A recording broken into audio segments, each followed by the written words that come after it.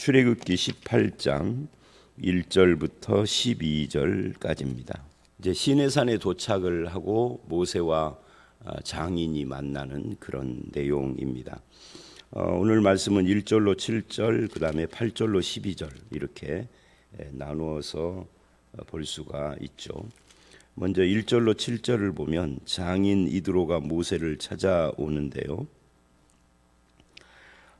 이 장인이 이때 두 아들을 데리고 왔다 하는 것이 1절로 7절의 핵심 내용입니다. 1절 모세의 장인이며 미디안 제사장인 이드로가 하나님이 모세와 자기 백성에게 행하신 일, 곧 여호와께서 이스라엘을 애굽에서 인도하여 내신 모든 일을 들으니라. 그러니까 장인이 이걸 소문으로 들었을 거예요. 여기서는 뭐 다른 소문으로 들었는지 모세가 누구를 그에게 뭐 심부름꾼으로 보내서 알렸는지 이런 것에 대한 말은 않지만 아마 소문으로 들었다는 그런 내용일 것입니다. 왜냐하면 이 소문이 이드로에게만 들린 것이 아니라 며칠 전에도 말씀드린 것처럼 여호수아서를 보면 그 근방에 있는 모든 민족들이 이 소문을 다 들은 거예요. 그럴 수밖에 없겠죠. 그래서 어떤 민족은 굉장히 두려워해서 간담이 떨리고 또 이드로 같은 사람은 모세하고 직접적인 관계가 있으니까 오히려 그 사건에 대해서 놀라워하면서 또 뭐 이렇게 반가워할 수도 있고 뭐 그런 거죠. 그래서 모세를 찾아왔다 하는 그런 배경적인 내용입니다. 근데 2절을 보면 장인이 혼자 온 것이 아니라 그의 아내 십보라를 대동하고 왔고, 모세의 아내.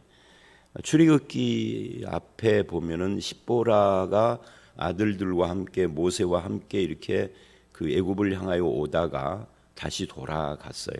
그리고 여기에서 다시 데리고 온 거죠. 그리고 3절 4절을 보면은 두 아들을 데리고 옵니다.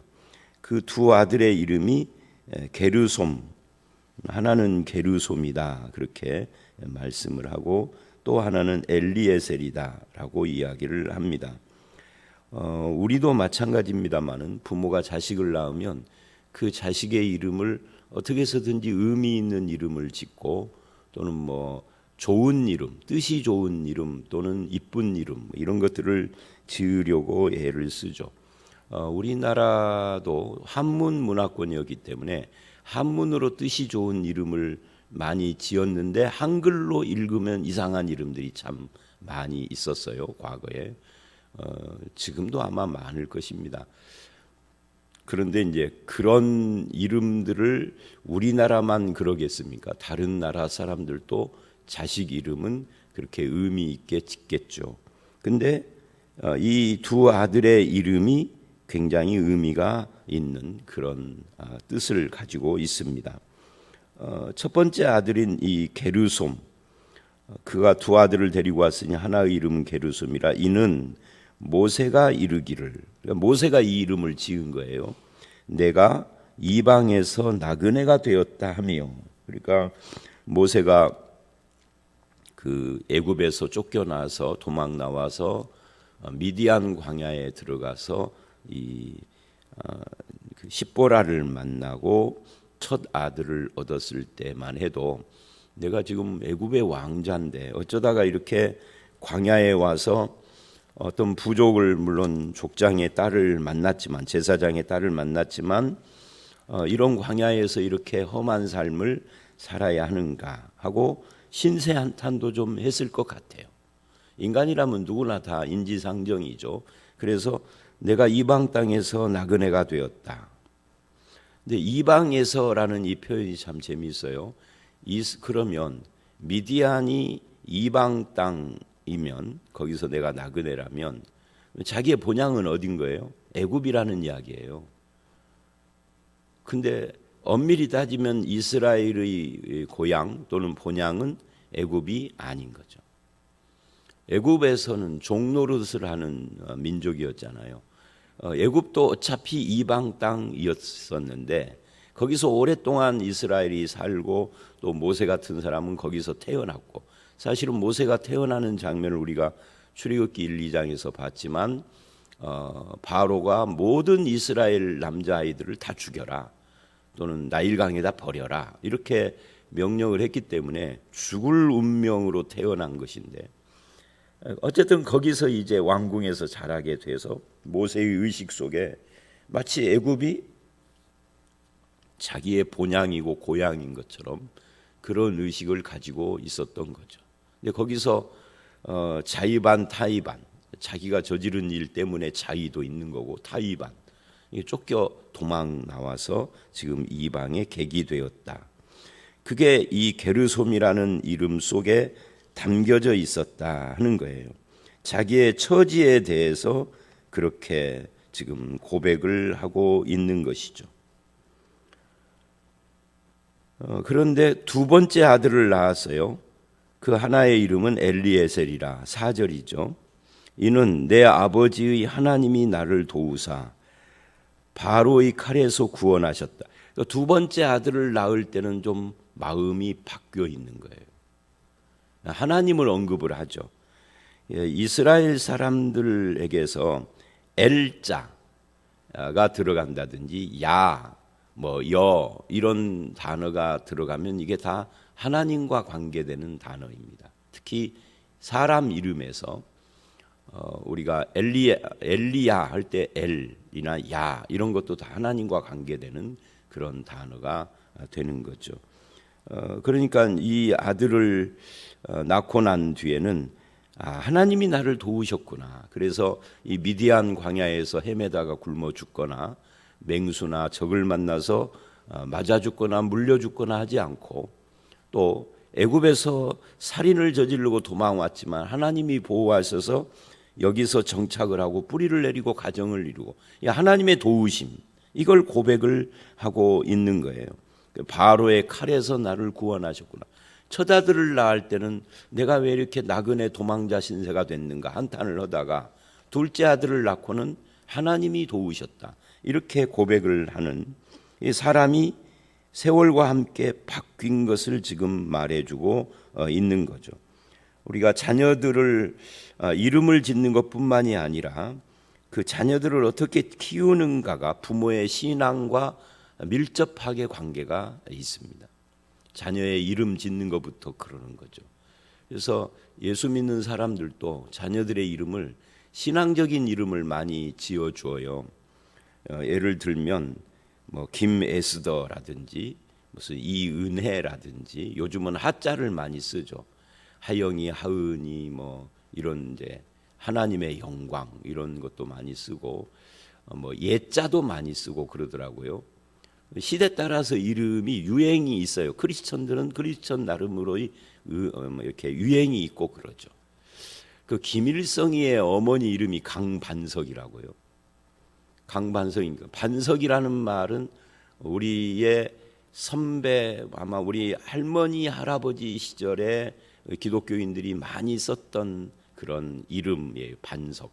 교회 이름도 시대 따라서 달라요. 요즘 이상한 외래어로 해서 전주에 보면 모자이크 교회도 있고 그런데 옛날에는 서부 중앙교회, 서부 제일교회, 중앙 제일 이런 걸 많이 썼잖아요. 또 옛날에는 이런 단어를 많이 썼어요. 반석교회 이런 말도 쓰고 일심교회 이런 것도 많이 썼어요. 여러분 지금 기억이 나십니까? 이게 그러고 보니까 교회 이름도 시대 따라서 짓는 그 어떤 유행이 있었구나. 이 시대 따라서 조금씩 달라져요. 그러니까 저희가 목사가 될 때에는 2자짜리나 3자짜리 이름을 짓던 교회 유행이 바뀌어 가지고 4자 5자짜리 길게 하는 것이 또 유행이었어요. 그래서 섬기는 교회, 섬김의 교회 이렇게도 하고 사랑의 교회. 그러니까 보통 보면은 옛날에는 사랑교회, 섬김교회 이랬거든요. 근데 사랑의, 섬김의, 사랑하는 교회, 섬기는 교회 이런 식으로 조금 그 표현이 달라져요. 그 이름 이야기가 중요한 건 아니고, 근데 기독교인들은 자식 이름을 그렇게 지었단 말입니다. 김에스더 이렇게 지었어요. 뭐 최근에 보니까 TV 어떤 가수 이름이 홍이삭이던데 그렇게 지었는데 아이 홍이삭이라고 지었는데 맨날 술만 먹고 다녀. 김에스더라고 지었는데 무당이야. 그런 경우가 굉장히 많아요. 심지어 뭐 집창촌에 있는데 이름이 성경적 이름을 가진 여자도 있고요. 그러니까 부모의 기대와 자녀의 삶이 다른 거죠. 그래서 자녀의 이름에는 부모의 마음 또는 신앙이 있는 거예요. 자녀 자신의 신앙이 아닌 거죠. 그래서 그 자녀가 또 자기 자녀에게 어떤 이름을 지어주느냐에 따라서 신앙이 연속되고 신앙이 대물림이 되고 있느냐 중단됐느냐 하는 것이 드러나기도 하죠.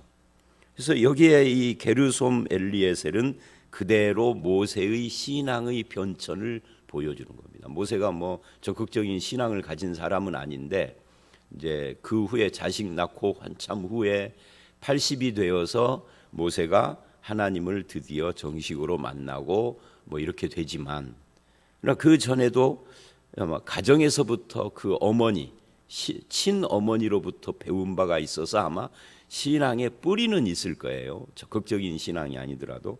그러니까 이 하나님이 나를 도우셨다라는 고백을 하고 있는 것이죠.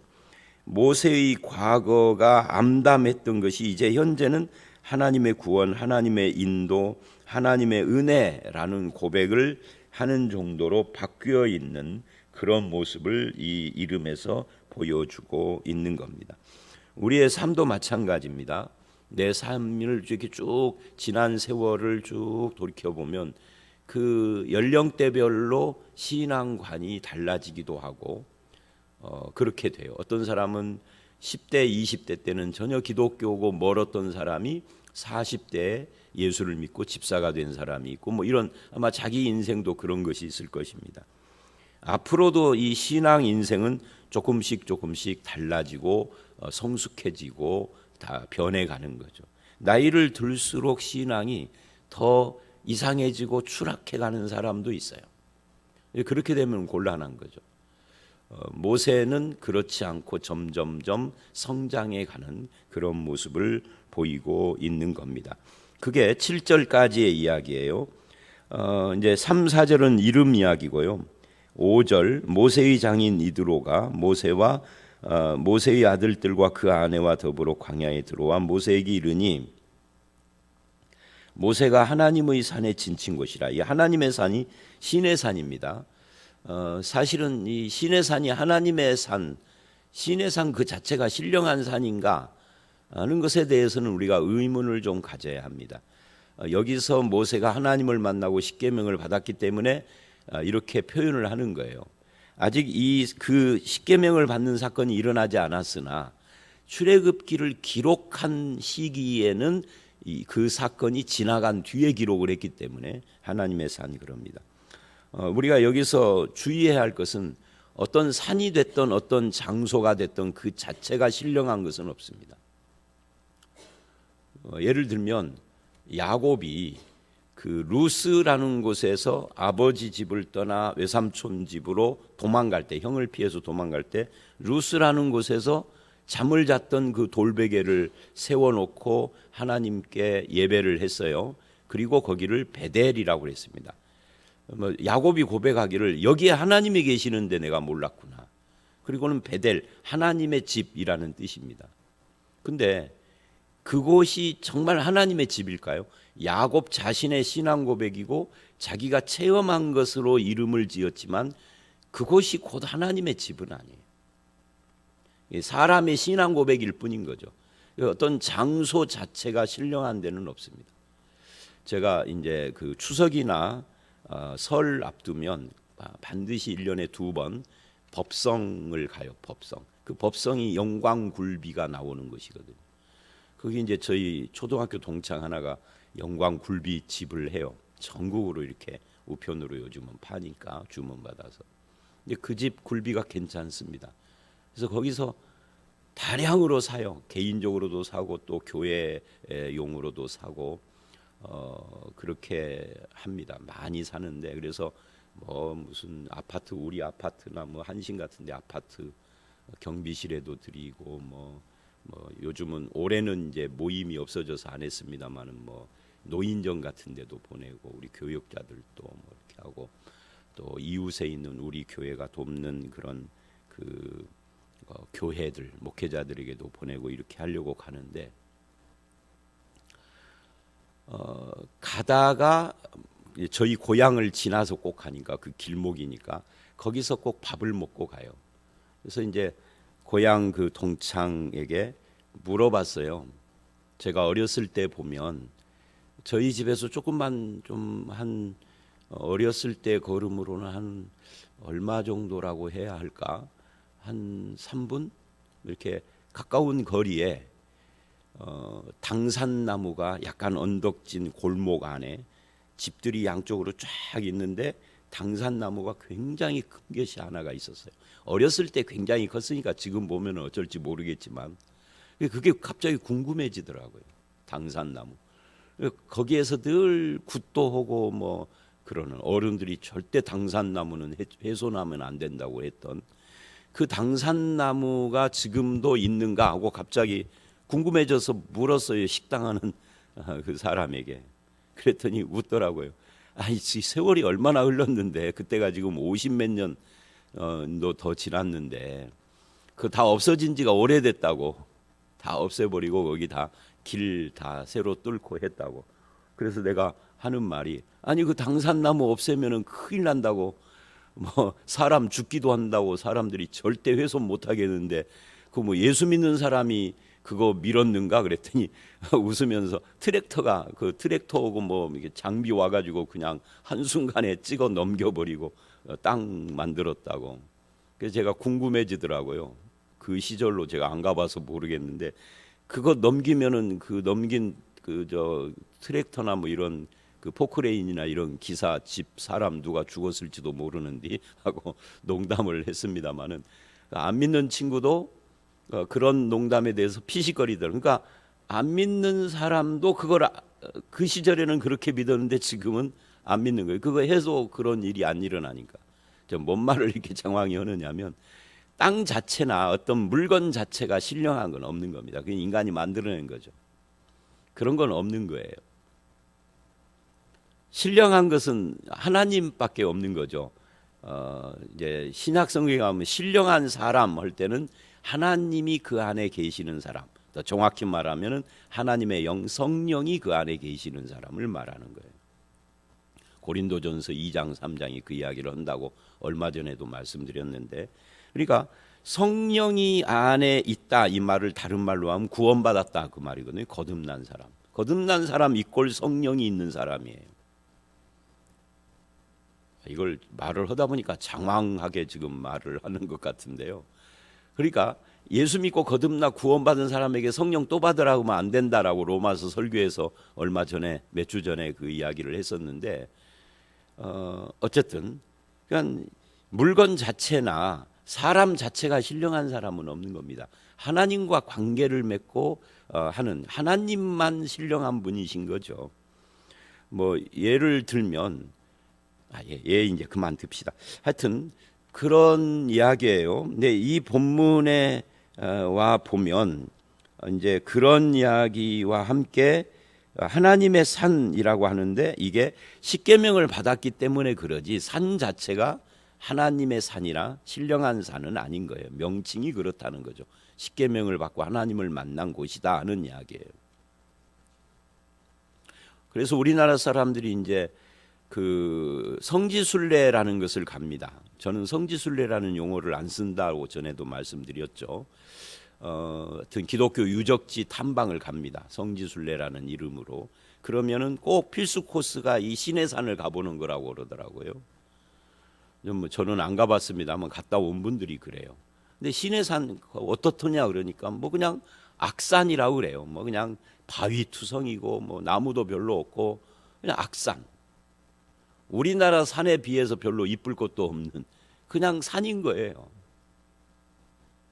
근데 그 시내산 성지순례라고 거기가 어떻게 성지가 되겠어요? 거기 도둑놈들 많고 강도들 많고 그 무슨 반군들 거점 기지고 그러는데 거기가 어떻게 해서 신령한 산이고 성지가 되겠습니까? 딱 하나 십계명 받았다, 그것뿐이에요. 십계명을 거기서 받은 거죠. 그래서 하여튼 하나님의 산이라고 지금 부르고 있는 거예요. 거기에서 이제 모세와 장인이 만난 이야기를 7절까지 한 겁니다. 핵심은 모세가 삶이 진행되면서 바뀌었다 하는 겁니다. 한탄하던 사람이 하나님이 인도하셨다로 바뀌었다. 우리도 세월이 가면서 신앙이 그렇게 성숙해져 가야지 신앙이 추락해 가면은 안 된다 하는 이야기입니다. 8절로 12절 두 번째 문단입니다. 여기서는 이제 모세가 자기의 신앙 고백을 합니다. 앞에 3, 4절은 모세가 그 40대 때 아들들을 낳으면서 한 고백인 거고, 여기서는 장인 앞에서 실제로 고백하는 현재의 고백인 거죠. 8절 모세가, 이 8절이 그 신앙 고백의 핵심이에요. 모세가 여호와께서 이스라엘을 위하여 바로와 애굽 사람에게 행하신 모든 일과 길에서 그들이 당한 모든 고난과 여호와께서 그들을 구원하신 일을 다 장인에게 말하매. 자 보세요. 몇 가지로 나눠지죠. 여호와께서 그렇게 이야기를 합니다. 여호와께서 애굽에서 행한 일, 그 모든 일이죠. 그리고 그들이 길에서 당한 고난, 여호와께서 그들을 구원하신 일, 이렇게 세 가지를 지금. 근데 전부 다 주체가 뭐예요? 하나님이죠. 하나님 중심의 고백을 하고 있는 겁니다. 이방 제사장인 장인 이드로는 이방 종교의 제사장이에요. 그 이드로가 왔는데 그 이방 제사장, 우리로 말하면 불교의 중이에요. 근데 그 앞에서 지금 사위인 모세가 하나님의 역사를 고백하고 있는 겁니다. 이건 굉장히 중요한 문제예요. 여호와께서 일하셨다 하는 거예요. 여호와께서 행하시고 여호와께서 인도하시고 여호와께서 구원하셨다. 그랬더니 이드로가 9절에 거기에 화답을 해요.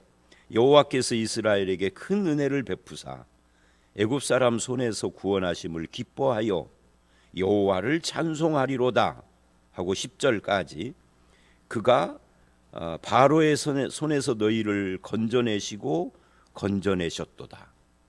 그러니까 이방 제사장, 이방 종교의 제사장의 입에서 하나님 찬송이 나오도록 모세가 분명한 자기 신앙 고백을 한 겁니다. 이제 오늘부터, 사실은 이제 어제 그제부터 이미 추석 연휴는 시작된 겁니다만은 이제 정식으로는 오늘부터가 이제 추석 연휴이죠. 근데 안 믿는 식구들하고도 만나게 될 것입니다. 대부분이 다 믿는 가족일 수도 있고요. 근데 믿는 가족이라 해도 믿음의 수준 차이가 있고 내용이 좀 다르기도 하고 그러지 않습니까? 그런 식구들 앞에서 우리가 이 모세처럼 정확하게 주어가 하나님이어야 하는 거죠. 내가 뭐를 했다, 뭐 우리 교회가 뭐를 했다가 아니라 하나님께서 나에게 베푸시는 은혜, 하나님께서 우리와 함께 하시는 은혜와 인도하심과 역사하심, 이것이 우리의 입술과 삶을 통해서 드러나야 하는 겁니다. 지금 모세가 그 일을 하고 있다. 이방 종교의 제사장 앞에서, 비록 장인이지만, 그래서 그 입에서 하나님 이야기가 나오게 했다는 거죠. 그리고 11절 이하에 이 이드로가 고백을 합니다. 내가 이제 알았도다. 여호와는 모든 신보다 크심으로 이스라엘에게 교만하게 행하는 그들을 이기셨도다. 그리고 함께 떡을 먹고 교제를 해요. 근데 여기 이제 이드로의 고백 중에 우리가 고쳐야 할 부분이 있어요. 이드로는 이방 신의 제사장이니까 다른 신들을 인정하는 거예요. 그리고 모든 신들보다 크다 이래요. 근데 예수 믿는 사람들은 이런 고백을 분별을 못하고 괜히 좋아하죠. 안 믿는 사람이 우리가 믿는 하나님을 신들 중에서 제일 큰 신이라고 해서, 근데 그거를 정확히 말하면 하나님께 모욕이요, 그거는. 그러니까 이 이드로의 입장에서는 이게 당연한 이야기예요. 자기 신도 인정하고 다른 신도 인정하고 하나님도 인정하고, 근데 하나님이 제일 큰 신이다. 근데 하나님은 그렇게 말하지 않습니다. 세상 모든 인간들이 말하는 신은 없다. 그러니까 하나님은 신들 중에 제일 높고 큰 분이 아닙니다. 모든 신들은 존재하지 않는 가짜, 인간이 만들어낸 거짓말입니다. 신은 없다. 오직 신이라고 하는 것은 딱 한 분, 하나님 여호와밖에 없다. 여호와 하나님은 삼위일체다 이거거든요. 이게 성경이 지금 말하는 거예요. 성부, 성자, 성령 이외에는 신이 없는 겁니다. 조상 귀신도 없는 거예요. 우리 조상은 돌아가신 그 즉시 하나님 앞에 가요. 하나님 앞에 가서 이제 뭐 양자 심판이 되겠지만 뭐 거기까지는 말할 것이 없고, 조상 귀신이 떠도는 것도 아니에요. 사람들이 착각하는 거죠. 우리가 성경적인 신앙관을 분명히 해야 할 필요가 있어요. 이 이드로는 아직 거기까지 모르는 거죠. 이방인이라 하나님을 믿는 사람이 아니니까. 그래서 이런 것에 대해서 우리가 분명하게 해야 할 필요가 있습니다. 이 모세는 신앙 고백을 분명히 하고 여호와를 주어로 해서, 이드로가 그걸 받는 건 좋은데, 하나님을 찬양하고 하는 좋은데, 이 모든 신들 중에 뛰어난 이 표현은 우리가 분별을 해야 합니다. 성경에 기록되어 있다고 해서 다 진리는 아니에요. 성경이 기록하는 방식은 안 믿는 사람들의 비진리에 대한 이야기까지도 기록을 해서 거기서 진리를 말하는 거죠. 그렇잖아요. 뭐 예를 들면 가룟 유다가 한 말이 진리는 아니잖아요. 그 가룟 유다가 한 말을 통해서 진리를 말하는 거지 그 말 자체가 진리는 아니에요. 헤롯이 한 말이 진리는 아니잖아요. 근데 헤롯이 한 말을 통해서 하나님의 진리가 무엇인가를 보여주는 거지. 지금 이드로의 말이 진리가 아니라 이드로의 말을 통하여서 참된 하나님을 알게 하는 것이죠. 자, 다시 돌아와서, 그래서 오늘 말씀은 이 모세의 신앙 고백이 핵심입니다. 과거에 자식을 낳았을 때 모세의 신앙의 변천과 현재 모세의 고백, 이것이 큰 두 기둥이고 이드로가 그것에 대해서 반응을 했다 하는 건데, 이 8절의 신앙 고백, 우리의 신앙이라는 것은 모세처럼 내 인생의 주어가 하나님이다. 주어가 바뀌는 거예요. 하나님이 역사하셨다, 하나님이 인도하셨다, 하나님이 건지셨다, 하나님이 구원하셨다. 항상 그렇게 내가 뭐를 했더니 뭐가 됐다, 이게 아닙니다. 그건 기독교 신앙의 참된, 뭐 요즘식의 표현으로 기독교 신앙의 참된 문법이 아니에요. 기독교 신앙은 항상 하나님이 하셨다가 앞에 나와야 하는 겁니다. 나는 그것에 대한 반응이죠. 내가 기도했더니 하나님이, 이게 아닙니다. 하나님이 은혜 주셔서, 내가 기도한 것도 하나님께서 기도할 수 있는 기회를 주시고 마음을 주시고 그런 거죠, 사실은. 내가 헌신하고 봉사했더니 아닙니다. 헌신할 수 있는 힘을 주시고 마음을 주신 하나님이에요. 열매 맺게 하시는 하나님이신 거죠. 자, 오늘 말씀 여기까지입니다. 여러분의 신앙은 여러분으로부터 자녀들이나 주변 사람들에게 어떤 영향을 미치고 있으십니까? 여러분의 신앙은 세월과 함께 점점 성장해 가고 있습니까? 모세는 지금 세월과 함께 점점 변해가고 있어요. 더 좋은 방향으로. 젊었을 때 첫 아들과 둘째 아들, 그리고 이제 나이가 80이 넘었을 때 8절의 고백, 점점 더 깊어지고 높아지고 좋아지고 있잖아요. 우리의 신앙도 세월과 함께 더 깊어지고 성숙해가는 그런 신앙이 되시기를 주의 이름으로 축원합니다. 함께 기도하겠습니다. 하나님, 이제 시내산에 당도한 모세를 찾아온 이드로 앞에서 모세의 신앙과 그 신앙의 고백이 달라지고 변해지고 깊어지는 것을 봅니다. 첫 아들을 낳았을 때보다 둘째 아들을 낳았을 때, 그리고 하나님의 부름을 받아 이스라엘을 끌고 시내산에 왔을 때의 신앙 고백이 점점 더 깊어지고 더욱 분명해지는 것을 봅니다. 주님, 우리의 신앙도 앞으로 계속해서 나이를 먹어갈수록 그렇게 깊고 분명해지고 성숙해지는 열매를 맺게 해 주시옵소서. 추석 명절에 많은 가족들을 만나게 될 터인데, 믿는 가족들 앞에서든 믿지 않는 가족들 앞에서든 우리의 신앙이 아름답게 드러날 수 있도록 주님께서 은혜를 베풀어 주시옵소서. 예수